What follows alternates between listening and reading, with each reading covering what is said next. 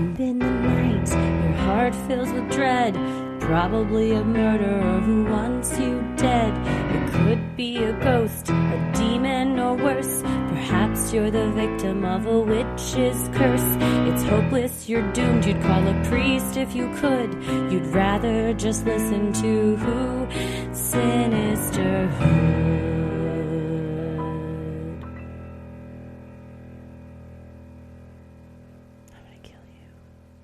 Well, hello and welcome to another edition of Freaky Friday. It is Friday, February 9th, and we are ready to tell your odd but true stories today. It's not just the second Friday in February, it's the second Friday in Duckuary.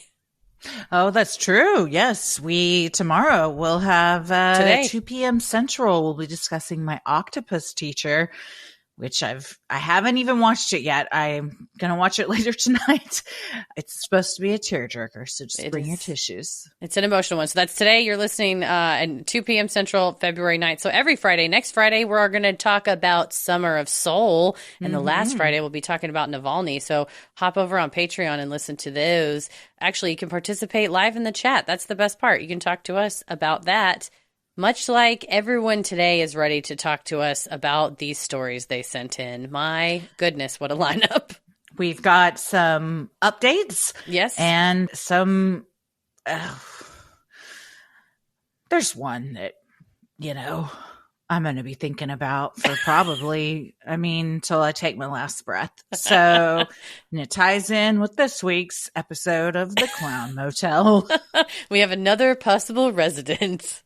Oh, well, I'm Christy. I'm Heather. And let's get freaky. This first one is I don't know about an update as much as offering support and perhaps an answer to a submission that we had from last week. I love when our listeners come together and crowdsource and try and, help each other out, especially if they're local. And then y'all can meet up. You can be friends. Like people in our Patreon Facebook group, somebody was like, who around here in like Massachusetts listen? And then it's like 100 comments of that's how you meet. It's very hard to make friends as adults. Yeah. And recently and I don't know why, but I've come across several articles about the difficulties in that and how, and I'm on some like mom Facebook groups and people will be like, I'm new to the area. How do you make friends when you're like 35 years old? It is difficult. So one way is you find people that are like-minded and like stuff that you like, and then you've automatically got something to talk about. You've already got an in. Find your sinisters, which I think is what they're calling themselves in your local area, and, start a chapter.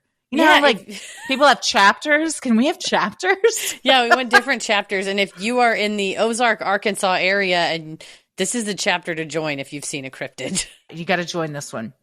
Well, this is from Oren, and it is in regards to Kitty's Ozark-Arkansas Were-Panther submission. Hey ladies, I'm listening to Freaky Friday episode 97, in which a listener named Kitty described seeing a terrifying panther-like creature in the Arkansas Ozark region. I live in that region and have lived all over Arkansas throughout my life. Despite what Arkansas wildlife officials say, my experience living across Arkansas is filled with stories of sightings of big cats, including panthers and mountain lions. In fact, as a kid living in central Arkansas, my own younger brother and neighbor kids claimed to have spotted a mountain lion in a forested area near our suburban neighborhood. But the real reason I'm writing in is to help identify the cryptid that Kitty may have seen. The Wampus cat is a cryptid described as looking like a panther or a cat-dog hybrid with bright green eyes, and is sometimes reported to stand and walk on its hind legs. Some reports claim that the Ozark howler, one of Arkansas's unique cryptids, may be a Wampus cat. Sightings of the Wampus cat occur all over America, and the descriptions sound very similar to what Kitty described. I've never encountered one myself, so I can't personally relate to Kitty's experience, but I hope that having a name for the terrifying Were-Panther creature may give Kitty some peace of mind. Shout out to all my fellow Ozarks, Arkansas listeners. Cheers, Oren. Well, between Oren and our Patreon Facebook group member Lori, who is telling us that panthers aren't really that what we see in America is not really a panther, that it's actually like a subgenus of they're zoo docents, so they know better than me. But I think that the answer is that, yeah, it's not a panther. I think it's a wampus cat. I love the name wampus cat because wampus, I feel like that's a Southern phrase of like, you gonna go out and have wampus tonight, or like your pants are all catty wampus. Come over here. If you don't get in line, you're gonna get a wampus by your daddy when he gets home. Which She's is real. not something any of us want to do, but it's the South, and I'm talking about a long time ago. I feel like catty wampus is the one I use all. Catty wampus cat. We solved catty it. Wampus. Interesting. We solved. I feel like if you get called a wampus cat, that's probably not the thing. I mean, unless you're just tearing shit up, in which case, call me a wampus cat all day long, and I will make your shit catty wampus by being a wampus cat. I'll turn it all sideways. Simon has been a wampus cat for about the past 3 months. He's been wampus catting all over this house, just yeeting shit anywhere he can. He is causing destruction everywhere he goes. So he's being a bit of a wampus cat right now. Yeah, if everything ends up cattywampus, I think that's how you trace it back. But I love this. I like the support of going, hey, you're not alone out there. If you've seen a green-eyed bipedal animal, you're not crazy. You're not making it up. Don't let people gaslight you. It's definitely a cryptid, and it's definitely the wampus cat. You are entitled to compensation for whatever may have occurred to you, but also, I think I don't know if it's Oren or Oren. I'm sorry if I'm mispronouncing your name, but you and Kitty and others, I'm just saying, form a group. Maybe you go wampus cat hunting one day. Yeah, they're like the cryptozoology club of the Ozark-Arkansas area. And it's like bird watching, but way more fun. Bird watching's great. I have a couple of friends that are bird watchers, which I was like, you can tell the difference in birds? Turns out, yeah, you can. You just have to work really hard at it. But cryptids, can you not tell the difference in birds? I mean, there's some of them that I'm like, the color. We found a bird in the yard a few weeks ago, and it looked like 3 different species of birds. There's like some of them that are they're all about the same size. And it's like, well, their brown is on their plumage on the front and not the side or whatever. I'm like, I'm not that specific to be like, but if it was the difference in a wampus cat and a Bigfoot, say, I would be great at that, and I would be more enthralled than I think just bird watching. For sure. I was thinking you meant, I can't tell the difference between a cardinal and a crow, and I was concerned for a second. But really, you're just saying it's more when you get down into the nitty-gritty of the birds. Well, honestly, I can't tell the difference in that either, and I feel really picked on right now because all birds look the same to me. I have bird blindness. I'm just kidding. I don't have bird blindness. A cardinal is red, a crow is black, so they're right off the bat. There's a difference right there. I can't even tell, and you know what? They all taste the same to me. Yeah. Whoa! Someone has eaten a crow somewhere. Do you eat crow if you like have to take it? You're like, hey, you're going to have to eat crow on this one. And I'm like, how many crows had to die for people made mistakes back in the day for us to make that sort of into a phrase, a saying, so much often that it like they've done it so often that it has become a saying. That's disturbing to think about. I've never really thought about people eating birds other than, your typical chicken and turkey. But I mean, probably every bird's been eaten by somebody at some point. A mutual friend of ours in great detail described when Anthony Bourdain, like famously, they do this thing where you eat this bird whole and you have to put a napkin over your head. Yeah. And when she was explaining that, oh man, it was one of my favorite moments we've had together. But that people eat all kinds of fucked up shit. All that to say, sometimes true. So bad you got to put a napkin on your head, but. No shame for others. I think it's mainly for others to not witness it, or so you get the whole aura of like smelling it and everything. It's not for me. I'm not doing it. No, I don't want to eat under a blanket ever. But especially if it's like a whole ass bird. If it's like late at night, I'm having some Cheez-Its in bed while looking at my phone. That's one thing. But I don't want to be like, this is so filthy. I have to put a napkin on my head to not so God won't judge me. But like, by the way, fun fact, I think God can see through napkins. Just a guess. Oh, maybe they have supernatural powers.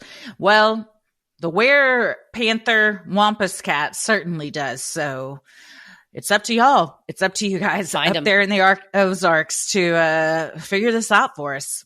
A lot of ground to cover. So You can do it, though. yeah, you can do it, especially if you get a few more people. We are confident in you. Well, thank you so much, Arn, for sending that in. Sinisterhood will be right back. I love to learn new things about my husband because we've now been together 5 years. And I asked one day, is the bloom off the rose? And he was like, no. And I was like, you know how I know it's not off the rose? With the Paired app, because I found out one of his favorite places to chill. I mean, I kind of knew, but it's this corner of the couch. It said, send a picture to your lover, to your partner, about one of your favorite cozy spots in the house. And so I learned a new thing. There you go. My meditation nook in my office. So it's like we both kind of know, like you just learn something about each other, even though 5 years in, feel like you know everything. Y'all are even.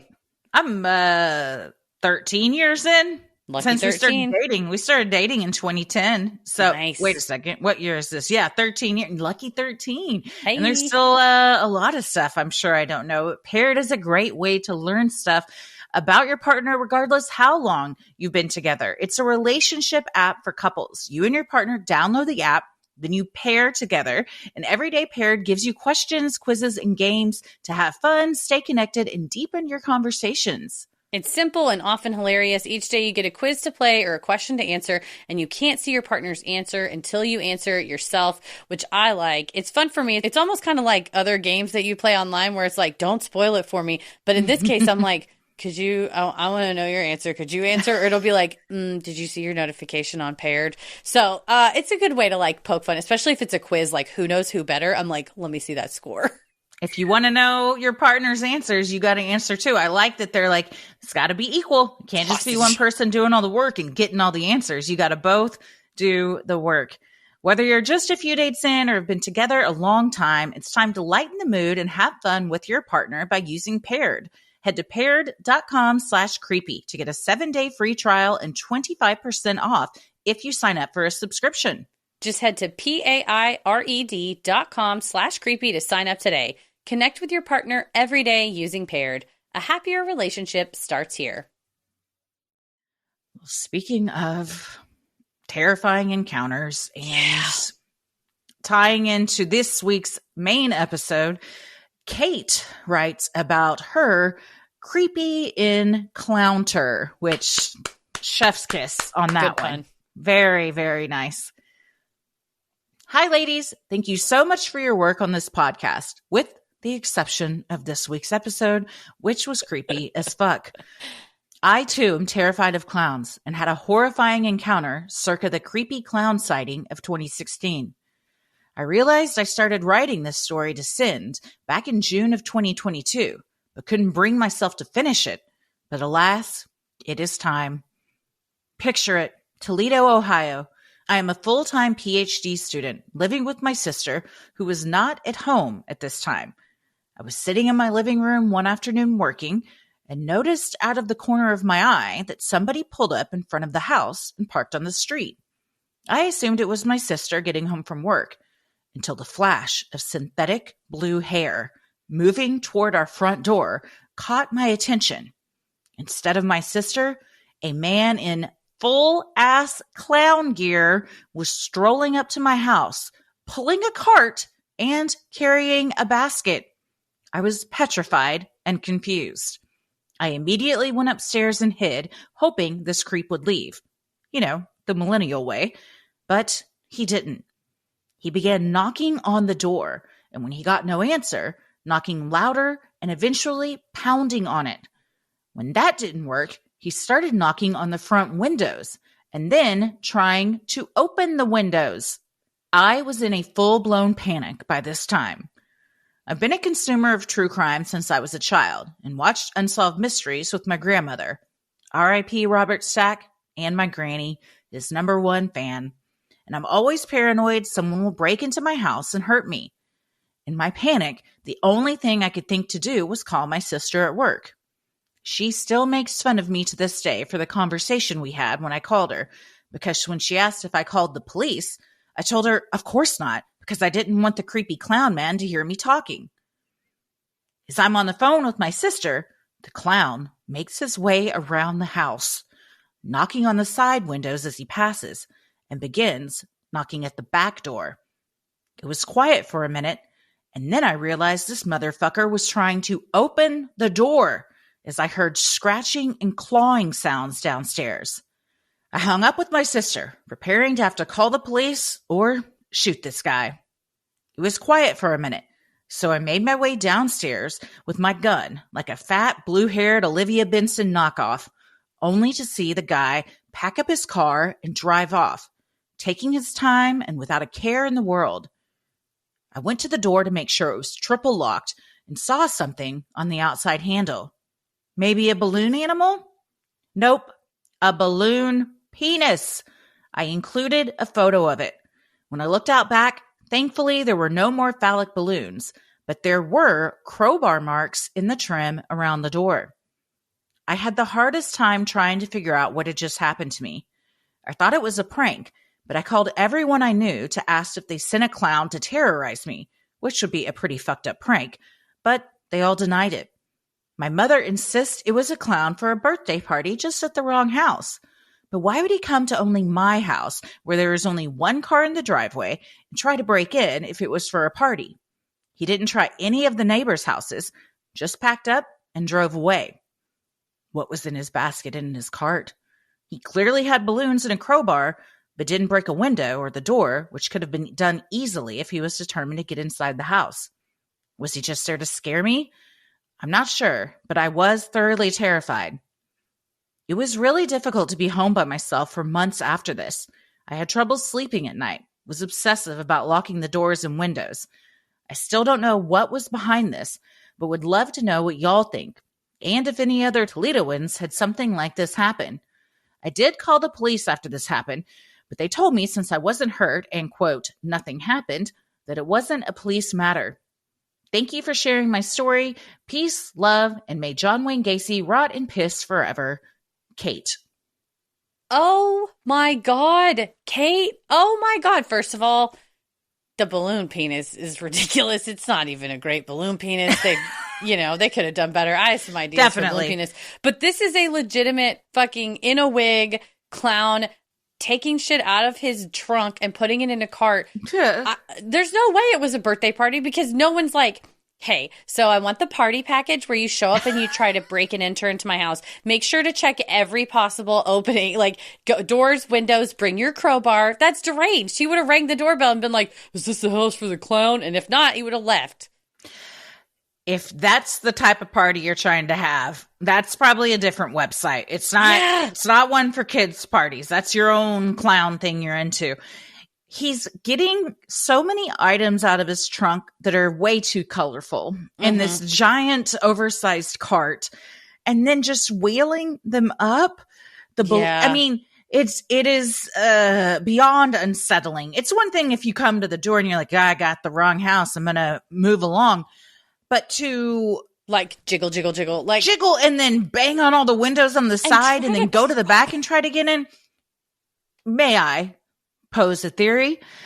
The clown was a front, as they so often are. Damn. And this was just a way to make it look like, oh, they must have hired a birthday clown for a party. So it's totally normal for the neighbors to see me going up to the front door. It's the perfect disguise. It's why the Joker went with it in Batman, because even if he had broken in and stolen things, if the neighbors, you go like, hey, did you guys see anything? And they're like, yeah, a clown pulled up in a Mitsubishi Eclipse hatchback full of shit and then sped away. You're never going to find that clown because he could be anybody because he's wearing a fucking wig and makeup. It's the perfect disguise.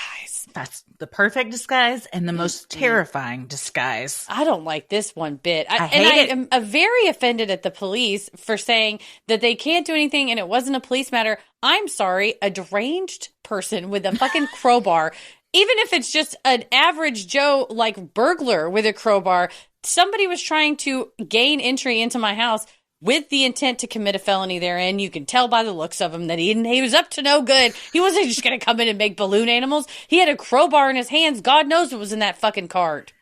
Do you think if she had said a man tried to break in, there's crowbar marks, they would have taken it seriously? But when you say a clown tried to break in, one of two things happens.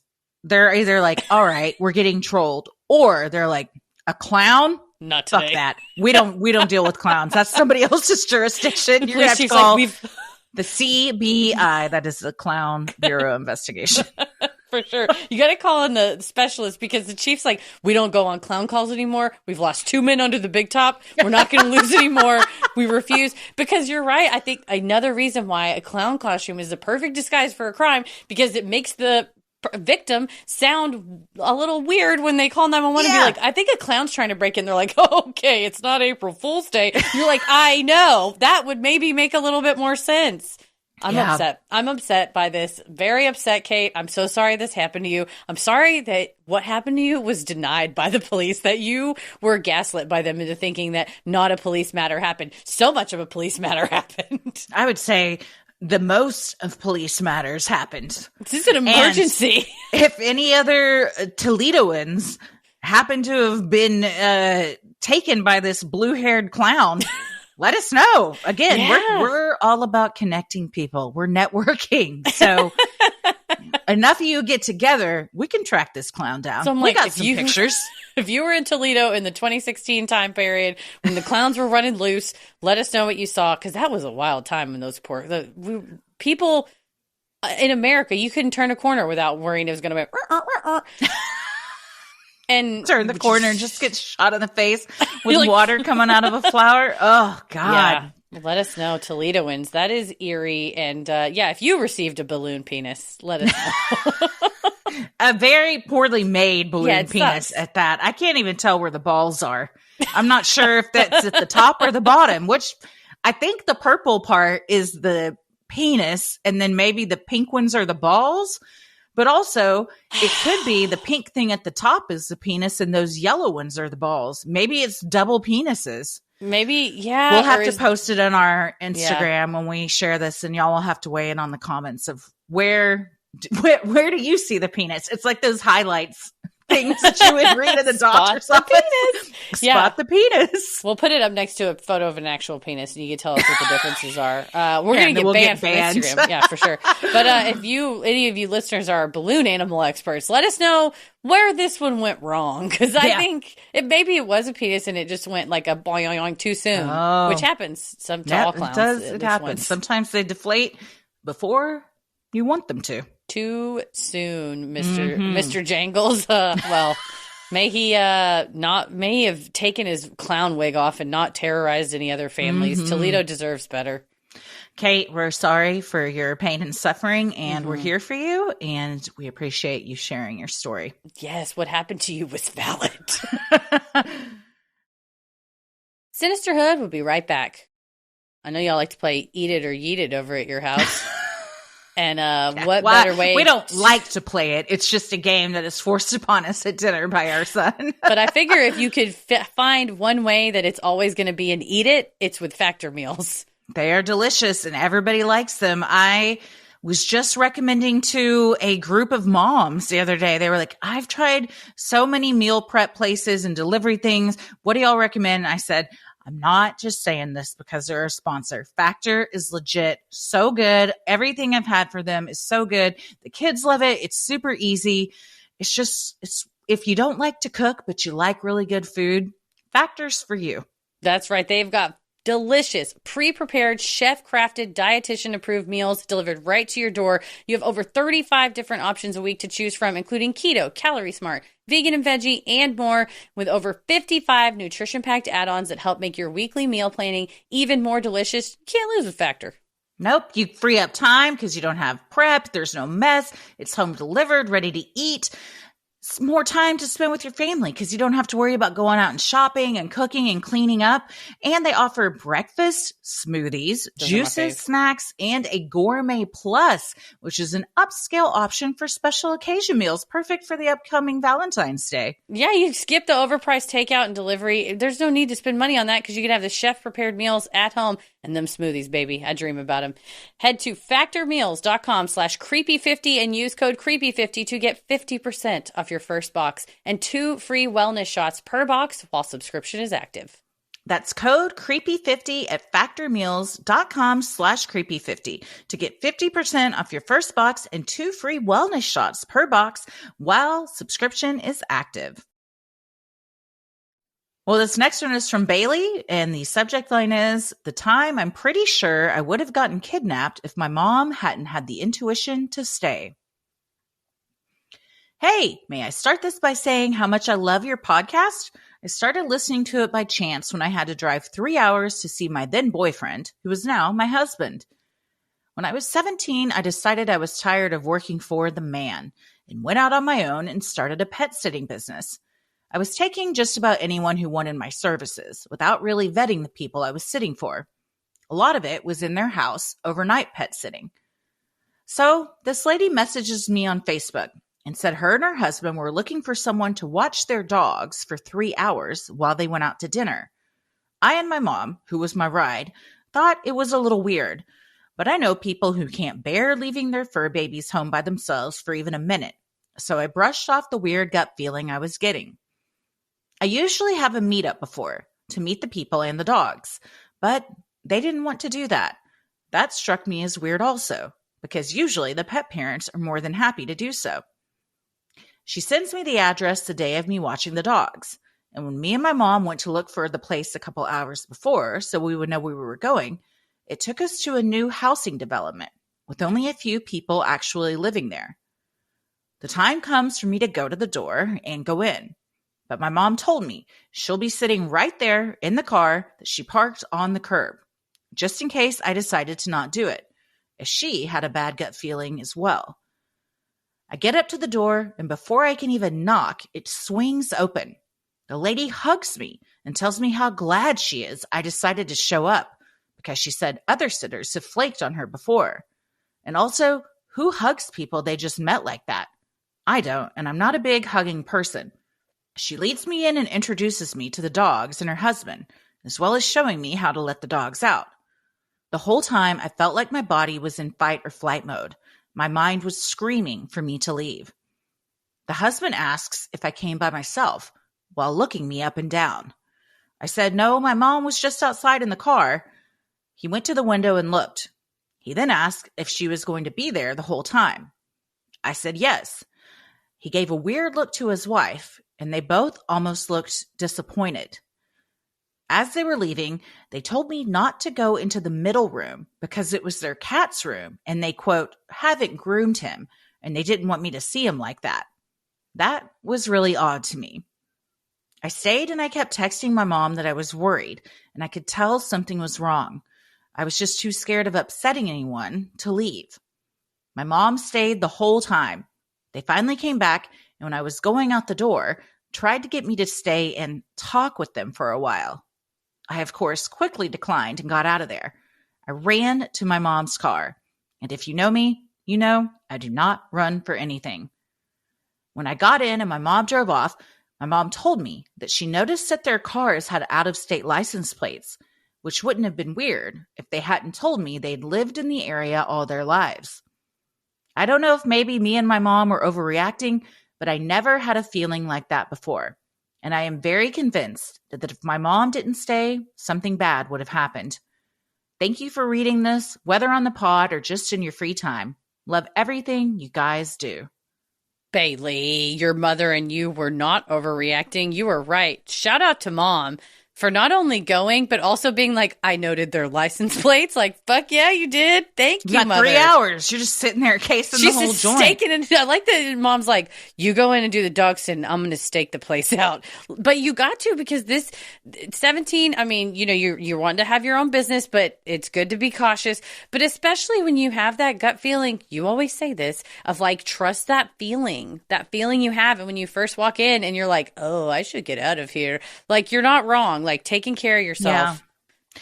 Yeah. The whole thing is bananas weird. I pet sat for a while and nothing weird like this happened. I also did like meetings with the people beforehand. That was just standard. I like did it through an agency. So we had like a little protection like that.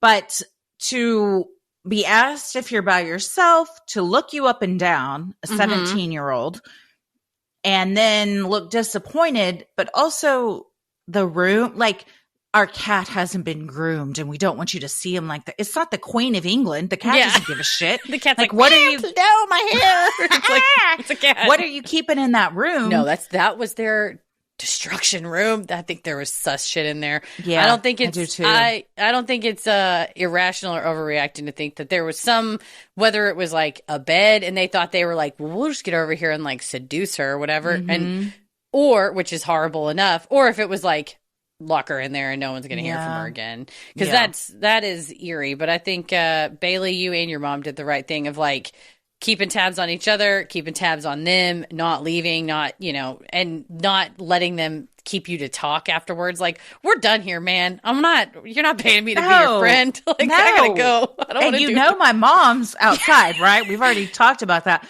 Now let me ask you, and Bailey didn't say, Bailey, let us know if you abided by the rule of not going into that middle room, or if you snuck a peek, because I would have snuck a peek. 1,000% I would have looked. Nowadays, kind of depends on when this is.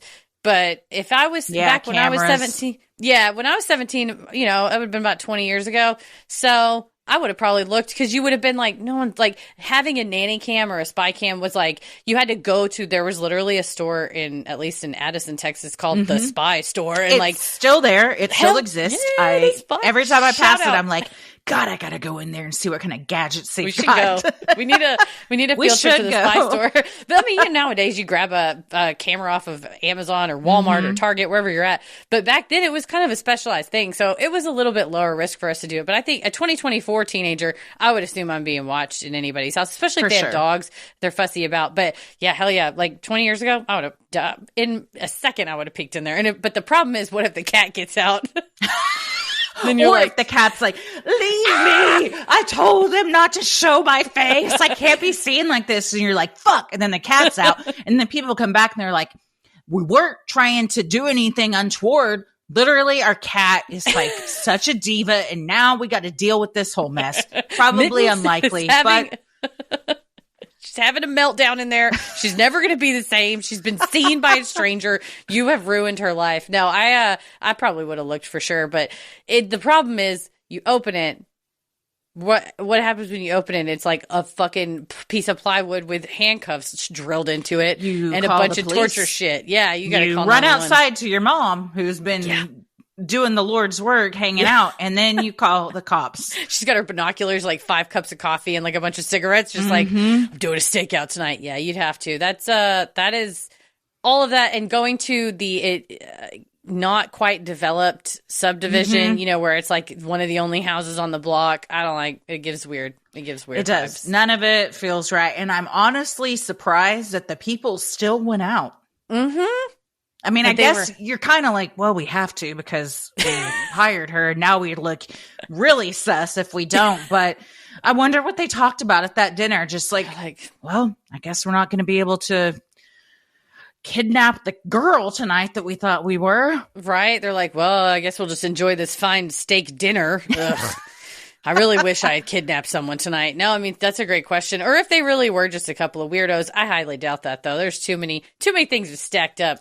Yeah. And if your gut's telling you, I mean, we all have been there, especially when you're younger and an older man looks at you in a way that makes your stomach drop, and your stomach's dropping for a reason. You know that it's wrong. Yeah, you get it. So I think, like I said, shout out. We should all be as supportive as Bailey's mom, being like, I will wait outside for you. Absolutely. Sinisterhood will be right back.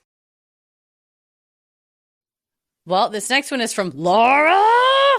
There's a lot of A's at the end of it, so I just figured. And the subject line is, I played soccer with an accomplice. Well, hi, ladies. I wanted to write in about my brush with true crime. I currently live in Appalachia, and I have my whole life, Roanoke, Virginia.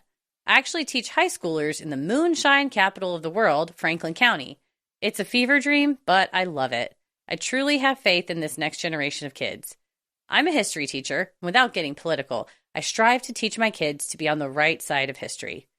Any doodles. I commute about 45 minutes to and from work each day, so your podcast provides me with a bit of a mental break.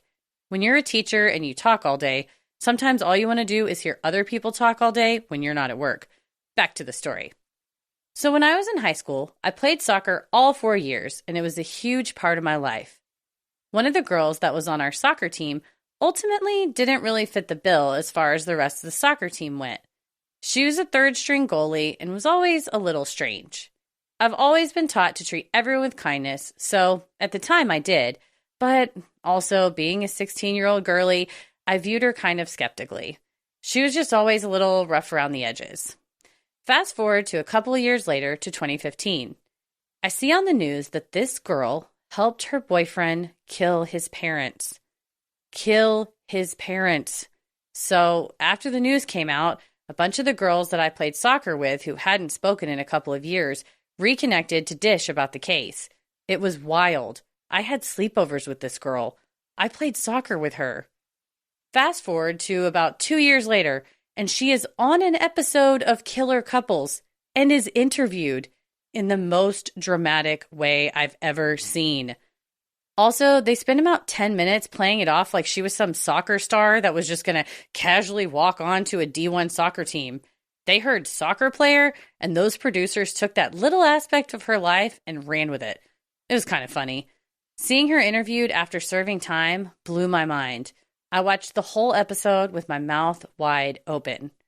Her boyfriend had convinced her that he was an assassin for the Department of Defense and that she needed to help him cover up his parents' murder. After they were caught, she entered an Alford plea to being an accessory after the fact to murder.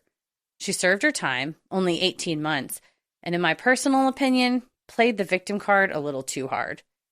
After she did this interview on the show, a year or so goes by, and I get a text from a friend who was downtown in our hometown and saw her at the bar. She came back to our hometown, and everyone knows who she is. Everyone knows what she did. And she had the balls to come back to our hometown. I'm still just a little mind blown that I played on the same team as a girl that was capable of covering up a murder. Well, anyways, love you ladies. Thanks for all you do. I attached some links. Love y'all. Laura. Oh, it takes some cojones to move back to the town where you committed such a heinous crime. And just kind of being like, yeah, I'm in the bar. What? When are you going to say something to me? I mean, I guess disturbing. If you might not have a choice, but I am about 30 minutes from finishing a docuseries I've been watching that is about a couple that's, well, we're not sure what happened. At least I'm not, because it hasn't finished. But one of them says one of them killed the girl's parents. The other one says the other one did. At the very least, they both helped plan it and were complicit in it. And it was a vicious, heinous murder. It's Till Murder Do Us Part on Netflix. Okay, it's I've seen about that the advertised. Yeah, the Jans Coring, I think is his name, and her name was Elizabeth Haysom. It was this huge case back in the 80s. And it's heinous. And when they talk about it a lot in this documentary too, of like being able to take the life of someone that gave you life. And there might have been in this story, as well as the one I'm watching, like there's context as to, it doesn't just come out of left field. At the same time, it's like the Menendez brothers. It's a brutal thing to go through. It's a brutal way to kill your parents. And we don't ever justify murder. So it's a hard thing. But yeah, to know that you played soccer and were kind of close with someone that would later get wrapped up in something like this is hard to reconcile. No, definitely. And it's a fascinating perspective to see how the Oxygen show or whatever portrays like what was life like before. And you're like, I was there and it was not like that. She was not a star soccer player, but it is, again, like it's an example of how the media just latches onto something that they think will, be eye-catching and attention-grabbing, and then they run with it. And, everyone likes a story of like the star athlete who fell from grace and how did they get wrapped up into this? When in reality, it's like, that wasn't really what was going on. She may have been having some issues before that. And, was taken She was on the advantage of bench. by this guy. Yeah, I mean, Yeah. she was convinced that the guy worked for the Department of Defense, Yeah. and she was helping cover him up. So it sounds like she was a victim as well. No, definitely. I mean, both of them. I don't know that you just turn to, like you said, there's always a ton more factors to not only killing parents or getting wrapped up when you're kind of not, they're not your parents. It's not like you have a grudge against these folks. And to believe something that outlandish is certainly it reminded me of beyond the norm. Wasn't it the Sun Gym gang murders, Yes, where the guy convinced his girlfriend that he worked for the CIA, and that's why he was having to go and do all these things and had, again, spy equipment in his apartment, when it was like, no, you're just a drug trafficker. Yeah, you just work for the mob. Yeah, you're a criminal. I have heard people whose spouses are in the CIA, and it is not until they retire that they find out. Like, you will think your husband is a dental pharmaceutical rep or something like that. Like, you would not know that your wife was actually assassinating people. She's just like, oh yeah, I'm an executive for whatever company, and like they provide you this whole backstory and everything. Yeah, you can't blow your cover. So I don't think a 17-year-old too is going to be like, they've hired me to work at the Department of Defense. How would you feel if you're married for like 50 years and then it's like, oh, my husband retires, and then he sits you down and Paris is like, hey, babe, I just need to tell you, this filmmaker thing has been a front. And I've been an assassin for the CIA for the past 50. I mean, I would question everything that's ever happened in my life. I don't know that I'm the proper partner for someone that isn't going to be able to be 100% honest about what they're doing. I'll tell you how it would go. It would go just like the 1990s movie True Lies, starring Jamie Lee Curtis and Arnold Schwarzenegger, because I'm pretty sure that's the exact plot of that movie. But I mean, what do you do when it's like, by the way, or like they blow their cover early because like you're in danger or something like that. Yeah, but that's the thing is, I don't even think they would blow their cover then, because they're the CIA. So not that we can like ask someone. They do some of those like YouTube things where they'll like ask a CIA agent, which are fascinating, but they're always retired. They're not currently in it. No, I don't think you can tell people when you're currently in it. But no. I also, as much as I think it would be badass to be in the CIA, I don't know that I could like keep that from people, because I would want to be like, yeah, I'm in the CIA. No big deal. Yeah. Like, we did some pretty cool raids last night. Like, I don't think I could keep that to myself. Yeah, I especially when I was younger, I spilled the beans on a lot of stuff pretty quickly. And we watched that movie Lisa Frankenstein last night, and there's a scene where the girl's like not supposed to gossip, and she's like, I'm not supposed to tell anyone for legal reasons, but I'll tell you. And then, of course, like by the end, like all these people have like gotten, and it's a huge circle. And like the rumors would be, I'd be on TMZ. Like, I can't. Yeah. The CIA TMZ would watch in a second. But yeah, this is a wild feeling, Laura, to have that, that close to you, and to kind of say, like you said, I had sleepovers at her house. I knew her. And how well do you really know anybody? True. Yep. Well, thank you so much for sending that in. This next one's from Kinsey, and the subject line is Saved by Poseidon. Hi there. I've been listening to your podcast with my girlfriend for the past year. Although I'm usually a skeptic, I have my own story that I've never been able to wrap my head around. A little background that will come into play later. I've had several run-ins with the ocean trying to kill me before. When I was 3 years old, my mom was holding me in the water when a rip current took me out from her hands and launched me into the sea. Another time, when I was 6, my mom and I were on a raft when I suddenly fell off the side. I didn't know how to swim and started to sink to the bottom. It was my mom who came to the rescue both times. This story takes place back in 2013, when my godfather offered to take my 2 brothers and I to the Outer Banks, North Carolina, with his family. My family didn't really go on vacations, so this was a huge deal for my 10-year-old self. Most of our time there was spent in the ocean, playing a game of keep the volleyball in the air. Being the youngest one, my godfather forbade me from going in the water any deeper than hip level. That's not very far in for someone whose legs are 2 feet tall. I grew jealous as I watched my brothers having a blast swimming and diving through the waves. So, as any 10-year-old would, I ignored my godfather's rule and ventured out to play with them. I very quickly regretted this decision, as a 4-foot wave broke over top of me, driving me into the ground. The force of the wave slammed me against the rocks, and I couldn't escape. When I reached my hand up for help, I was met with a much larger hand that I assumed was my brother, age 20 at the time. The hand grabbed firmly onto mine, pulling me out of the crashing wave. I rubbed the salt and sand out of my eyes and thanked him, but when I opened my eyes, there was nobody around me within a 30-foot radius. Everybody on vacation with us denied pulling me out of the water or seeing anybody else do so. I was told I stood up completely on my own. Having been 4 feet tall and tinier than a pencil, I think that's entirely impossible. As a 10-year-old who had just started reading the Percy Jackson series, I had a bit of a different take on it at the time. After that experience, I was convinced for several years that the Greek gods were real and that I was saved by Poseidon himself. It made sense in my head because of the aforementioned ocean's trying to kill me moments. I now know that's unlikely, but I still don't know who or what pulled me out of that water. I have not been in the ocean since. I have a theory.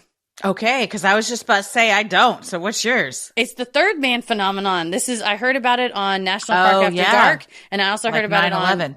I also heard about that on, and That's Why We Drink as well. And those are very like in those moments where it's like a life or death moment. There's this sort of spirit, whatever it is. Poseidon, Greek god. Perhaps it's Poseidon.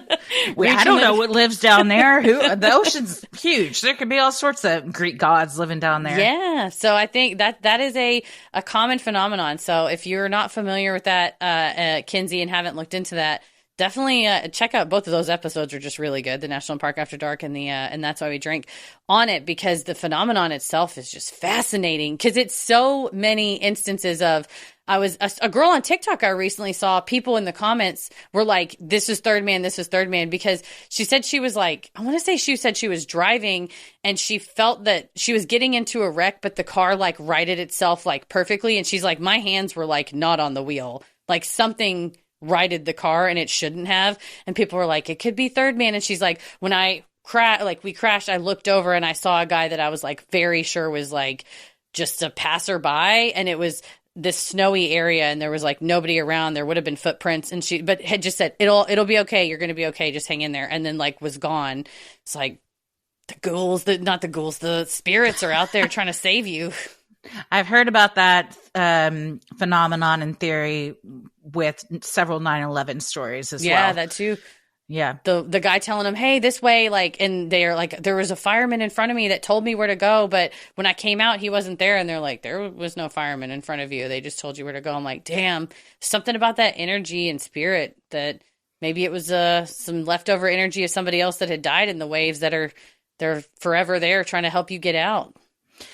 My theory was, or with any of these things, is almost more of like you disassociate. And it's like your brain's way of helping you out. But that's just because to me that makes more sense than Poseidon being in the ocean. But that's where he lives, though. He's not at a diner. Well, yeah, sure. I mean, I don't know what Poseidon does. Poseidon diner. He might have his own diner. He could. Yeah, it's just like, fish. You think he eats fish, or is that like mostly uncouth? Oh wait, they're like, you made us and now you're eating us. He's like, yeah, I made you and I can eat you anytime I want. I bet he leaves the ocean every once in a while for a waffle. You got to. You can't get, if you eat a waffle in the ocean, it'll get soggy. Yeah, unless you're down at Bikini Bottom. And go in. You're all set. Little Krabby Patty. I mean, they seem like they got buns and all sorts of shit down there. That's true. They figure it out. Yeah. That's what it was. Well, it was SpongeBob. SpongeBob saved you. Yeah. Well, I mean, he does have comically oversized hands. That was the big meaty hand that grabbed you. There you go. Like, I got you. And then he had to go back down because Patrick was waiting for him. I think we've solved it. Well, whatever it was, I'm glad, Kinsey, that you survived. And the ocean is no place to mess around. So don't fuck with it. You got to listen to the rules. Even if you're like, it looks so much fun out there. Yeah. The rip currents, especially, so dangerous. Things terrify me. They just can take you and just like, all of a sudden you're out in the open water, especially if you're 3 years old. No, it's, they come up so fast and especially when they like take you down the beach too. So even if your family's there and they would come get you, it sucked you down and over.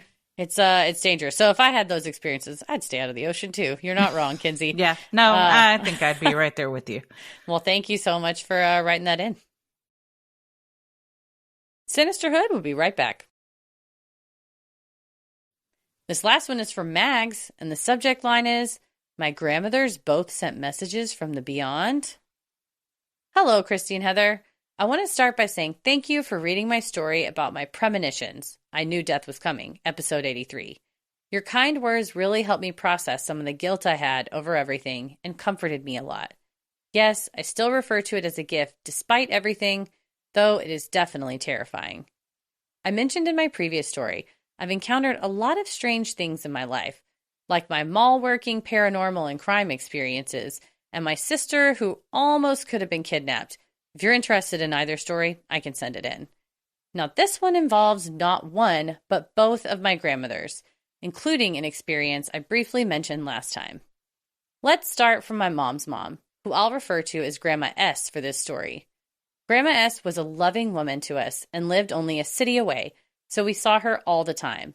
She's also the one who is married to my grandpa from the last story, and, in one of my aunt's own words, is probably cursing him out forever in the afterlife for not listening to her warnings. She had breast cancer, and most of the time spent with her in the end were not at her home, but in a hospital. She passed in 2002, a few years after her initial diagnosis. This takes place the winter right after her passing. I live in the upper Midwest, so a lot of snow is very common. Now, here's the thing. I don't know if I believe in an afterlife per se. I believe in reincarnation and that spirits can linger on Earth, but not in a heaven or hell. At the time, I sort of did, Presbyterian raised, so I thought that my grandma became an angel. One day, I was playing by myself at school because my BFF at the time was out sick. I was up on a large hilltop that had a smaller playground placed on top, but I was sitting off by myself, away from everything.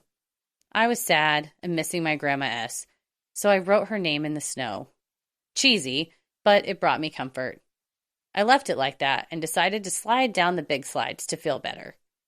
The next day, BFF was still out, and I went back to the same spot to see if her name was still there so I could doodle next to it. Weirdly, it wasn't, but a heart was in its place. Super weird. At first, I thought someone cleared it and did that, but barely anyone ever went over there. Something in me decided to test it out again. I went down the big slide, goodness, I love that thing, and went to another far end of the huge playground to an unusually empty area. I did the exact same thing, wrote just Grandma S's name, and left it. And guess what? The exact same thing happened the next day, and I found another heart. My then 7-year-old brain was so confused, but also giddy at the excitement. My BFF, finally back, asked me about it, and I told her. In her young, more science-minded fashion, we tested it again, in another odd corner by a baseball field. It happened again. At this point, I'm not sure if someone mean was pranking me, unlikely for at that time, as I didn't get bullied until middle school, or if it was something else. So, what do? Tested at home, of course. It was the weekend at this point, and I let myself out to go sledding. I went to the highest point of our hill, where my parents wouldn't have gone that time of year unless we were hurt, and proceeded to write her name, and decided I would check what happened the next day. It snowed that night, but what showed up in the exact same spot I wrote the name? Well, a heart, of course. To this day, I still have no idea what the fuck that was all about, but it definitely made me feel comforted to think that Grandma S was watching over us and helped younger me deal with my grief. Now, for the second, much shorter story. It takes place about 2 or 3 years after. My dad's mom, who I'll refer to as Grandma D, had been in ill health longer than Grandma S, but was a bit over a decade younger. She lived in Arizona, so we rarely saw her, but we knew she loved us, and she always brightened up when us grandkids were around. Her health had gotten worse, so all of her kids, including my dad, went to Arizona in order to be with her at the hospital, not knowing if she was at the end of her life. None of us grandkids were there, nor any of her kids' spouses, but we learned all the information soon after it happened, mostly because my parents hate being away from each other and talk often on the phone, especially before we had a plan with texting. My dad had been in the room with her, talking with her, until someone came in to tell him his time was up. I think it was a doctor who said it, but needless to say, my dad left the room. A few minutes later, he was sitting in the hallway when he looks at his watch and noticed it stopped. Now, this was a fairly new watch, so it was odd that the battery stopped working. Not to mention, it had shown no sign that it was slowing down all day. Not long after, Doctor comes to talk to all the siblings and says that my Grandma Dee had passed. They gave the time, and weirdly enough, it was the exact time my dad's watch had stopped. My dad never did change out the battery in that watch and has left it at the time exactly ever since. He and my mom both think it was a sign from Grandma Dee that she was passing on and was, in a way, her last message. The same watch now sits in a shadow box with a few pictures of her and my Grandpa Jay, a man I sadly never met. A reminder of this moment and a sign that truly felt otherworldly. I hope this brought some comfort, though maybe it just left a pure WTF feeling, as they surely are a bit odd. Anyway, I hope to one day catch a live show. Keep it creepy. Aww. Well, whatever was going on, I'm glad that it helped you feel like somebody was out there looking out for you, especially 7. That's really young. You're missing your grandma. So whatever was going on, it made you feel better. So that's all that matters. I also like BFF being like, well, we need to test it again, of course.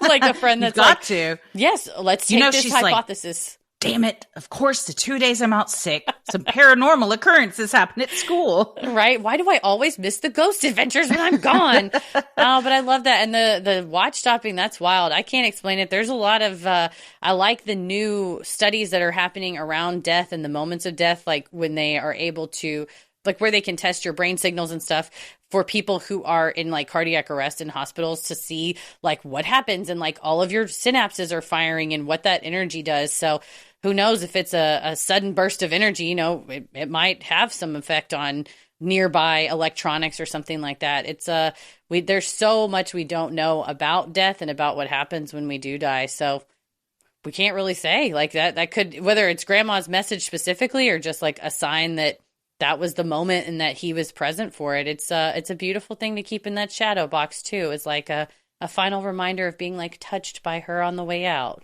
Yeah, regardless of how it happened, keeping it around, if that makes you feel better, is a very nice tribute to her. So that's very sweet that you have some stories that might bring up questions for you, but also hopefully help you feel a little bit more comforted when it comes to your loved one's passing. Yeah, like staying connected, if it's a beautiful thing. Well, thank you so much, Mags, for sending that in. And thank you to everybody else for sending in your Freaky Friday stories. If you have an odd but true story, maybe you've encountered Bigfoot, you've seen a UFO, you had a brush with true crime, or you felt the presence of an otherworldly being, send them in at Sinisterhood.com/Freaky Friday. If you like our free episodes, you'll love our Patreon bonus content. You can join for free to see what we're up to next or dive into over 800 hours of bonus content. We've got all sorts of stuff up there right now, including some special deals. Yeah, the special deal right now, I mean, we have the join for free tier that you can stay on it for as long as you want. What we do on that is monthly, we'll release like a throwback bonus content. You also just get notified on stuff that we're doing for our Patreon. But right now we have a free trial going on, which is something different. It is a 1-week opportunity for you to join the Patreon for free and get access to any level that you choose for that week. You can check out the perks, cancel anytime before the trial is over without getting charged. And it's a good time to do that if you've been debating whether to join or not, because if you do it during Leap Month here in February, you get 16% off. So for this month only, it ends on February 29th. So you got to get on this deal now. You get 2 months free essentially whenever you join an annual plan. So it's 16% off through the end of the month. So make sure you check that out. And if you're not sure, just do the free trial, because at the very least you could join a docuary for free, listen to as much bonus content, a new mini-sode we have coming out, any of that stuff. You do $0 and just cancel before the time's up. You'll be all good to go. But here's the thing. you probably won't want to cancel because we have a good time over there. Oh, Especially absolutely. today at 2 p.m. Central. If you're listening on Friday, February 9th, what are we doing on Fridays in February on Sinisterhood Patreon? I think we talked up top. We're going to be talking about My Octopus Teacher at 2 p.m. Central. We are watching the past 4 Oscar award-winning documentaries this month for Docuary. So last week was American Factory. This week we've got the 2020 award-winning My Octopus Teacher. So if you haven't seen it, watch it, join the chat, or if you're okay with spoilers, then you don't have to watch it and you can still join the chat and then maybe decide, like, based on the chat, like, do I want to come watch this? But I've only heard good things about this. And speaking of the ocean and Poseidon, goddamn, there's some incredible footage. So I'm very excited for this one. Oh, for sure. Yeah. When I told a friend of mine, she just went, oh, and like held her chest. She's like, oh, that movie. So don't miss it. And if you feel like you already missed first week of Docuary, no worries. There is a live stream replay you can watch on demand. You also get ad-free episodes, our monthly Q&As, quarterly bonus content, weekly bonus content, monthly minisodes, year-round merch discounts, and a community of the best Sinisters on the whole ass internet. And who knows, you may find a cryptid hunting buddy. Don't forget. You might. February 29th, that's how you get the most annual savings. The deal ends at the end of this month. It's going to be gone like leap year, baby. So join before the end of the month. Speaking of leap year, we had talked about if you're a leap year baby, yes, when you would have your birthday, and a listener emailed. Hell yeah. And her son is a leap year baby. And I love what they do. Aww.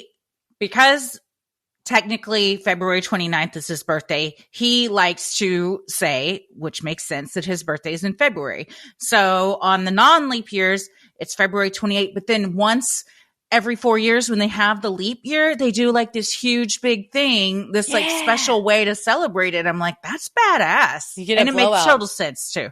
Yeah, somebody DM'd us and was like, I just count only the leap year, so I'm actually only 9. And it's like, well, good for you. That's how you go. That's how you live forever, is doing math like that. I lived Very to be good. 240. Well, you can also head over to Sinisterhood.com and click shop on the top banner to check out Sinisterhood merch like t-shirts, mugs, totes, stickers, and even clothes for your kiddos. We have some merch clothes on sale right now. Some t-shirts from Full Moon Energy 2023 to make room for 2024, as well as our Live at the Texas Theater shirt, which is just a fucking dope design. And you can watch the show on Patreon. It's part of the bonus content that you can watch when you join, and then just get the shirt and it feels like you're a part of it, even if you weren't there. But yeah, make sure you check your Patreon pin post to get your merch discounts, which can be used on anything in the store. Absolutely. And while you're on our website, you can also review the show, follow us on socials, and check out the episode description. You can also find fun things like topic-based playlists and links to live show tickets. You can follow us on Instagram and Threads at Sinisterhood Pod. Like us on Facebook at Sinisterhood. Please subscribe to our YouTube channel so that you can see some cool videos we got going on there. We do full Wednesday episodes on our YouTube channel. We're also going to start putting clips of Freaky Friday up there, hopefully, maybe some bonus content clips to give you a little sneak peek of what we're doing over on Patreon. So if you're subscribed, you get notified, and it's free to subscribe to YouTube. So just go on and do that. And also check TikTok which is both at Sinisterhood Podcast, where you can get short clips on TikTok. Go on over to YouTube, watch the whole thing. Win-win. Absolutely. Also, if you're needing a Valentine's or Galentine's or just birthday, pep talk, anniversary, whatever, you can head over to Cameo. Cameo is where you can book your custom personalized video shout outs where we can say whatever you want us to say. So give them the gift you know they don't already have. Even if they have a cameo from us, every single one of them is different because we do them fresh every time. So we also have a ton of weird props. So many. Animals. Petal's been in several. The best is when it's like, can we please get a Petal, maybe like a cameo from Petal? And we're like, we can try. But you know what? She comes camera ready. She really does. She always delivers every single time. Yes. Well, so where can folks find you on the internet, Christy? They can find me and Petal on Instagram at Christy M. Wallace. I'm on Threads, but I haven't threaded. What do they call it? It's not a tweet. Get that thread, baby. I don't know what you do. Thread the needle. Sew it. I haven't sewn anything yet, but if you want to follow in the event I do, that's also Christy and Wallace, and I'm on TikTok at Christy or GTFO. Heather? Pretty much everywhere at Heather versus the World. As always, the devil rules the airwaves. Keep it creepy.